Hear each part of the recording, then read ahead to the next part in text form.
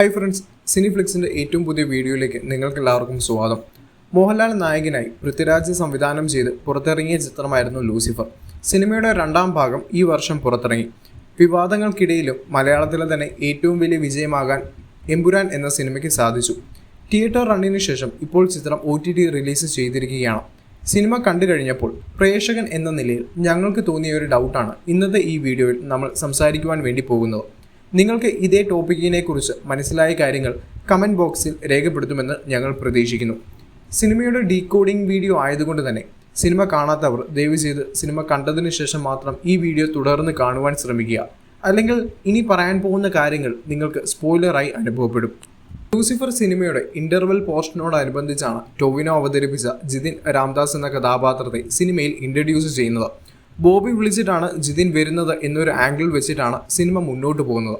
പിന്നീടാണ് നമ്മൾ കാണുന്നത് ജിതിനെ വിദേശത്തു നിന്നും വിളിച്ചു വരുത്തിയത് മോഹൻലാൽ അവതരിപ്പിച്ച സ്റ്റീഫൻ എന്ന കഥാപാത്രത്തിൻ്റെ മാസ്റ്റർ പ്ലാൻ ആയിരുന്നുവെന്ന്.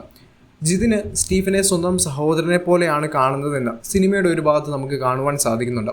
സ്വന്തം അച്ഛനേക്കാളും ജിതിന് താല്പര്യം സ്റ്റീഫനാണ് എന്ന് സിനിമയിൽ നിന്ന് നമുക്ക് വ്യക്തമാണ്.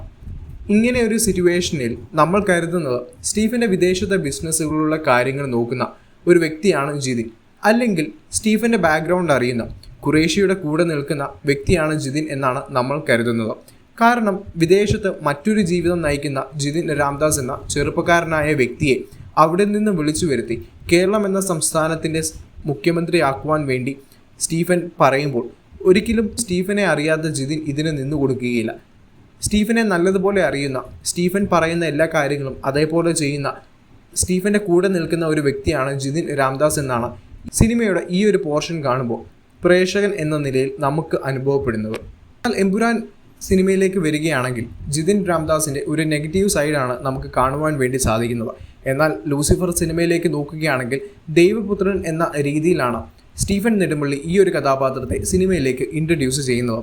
ലൂസിഫർ സിനിമയുടെ അവസാന ഭാഗത്ത് നമ്മൾ കണ്ടതാണ് സ്റ്റീഫൻ എന്ന കഥാപാത്രത്തെ വിട്ടുകൊണ്ട് ഖുറേഷിയിലേക്ക് മാറിക്കൊണ്ട് മോഹൻലാൽ അവതരിപ്പിച്ച കഥാപാത്രം പിന്നീട് കേരളത്തിൽ നിന്ന് പോകുന്ന അവസരത്തിൽ ജിതിൻ രാംദാസിനോടൊപ്പമുള്ള ആളുകളുടെ കയ്യിലാണ് കേരളം എന്ന സംസ്ഥാനത്തെ ഏൽപ്പിച്ചുകൊണ്ട് സ്റ്റീഫൻ നെടുമ്പള്ളി ഖുറേഷിയായിട്ട് കേരളത്തിൽ നിന്ന് പോകുന്നത്. ലൂസിഫർ എന്ന സിനിമ അങ്ങനെയാണ് അവസാനിക്കുന്നത്. എമ്പുരാൻ എന്ന സിനിമയിലേക്ക് വരികയാണെങ്കിൽ കേരളത്തിൽ നിന്ന് പോയ ഖുറേഷി എബ്രഹാം എവിടെ പോയെന്നോ അല്ലെങ്കിൽ സ്റ്റീഫൻ ആരായിരുന്നു എന്നോ ഇവിടെയുള്ള ആളുകൾക്ക് അറിയില്ല.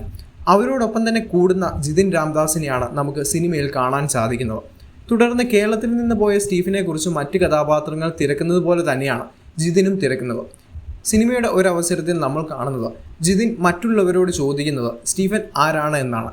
സ്റ്റീഫൻ ആരാണ് അല്ലെങ്കിൽ സ്റ്റീഫൻ്റെ ബാക്ക്ഗ്രൗണ്ട് എന്താണ് എന്നാണ് ജിതിൻ രാംദാസ്, കേരളത്തിലെ മുഖ്യമന്ത്രിയായി ആ ഒരു അവസരത്തിൽ നിൽക്കുന്ന ജിതിൻ രാംദാസ് മറ്റ് കഥാപാത്രങ്ങളോട് ചോദിക്കുന്നത്. അവിടെയാണ് നമ്മുടെ ഈ സംശയം വരുന്നത്.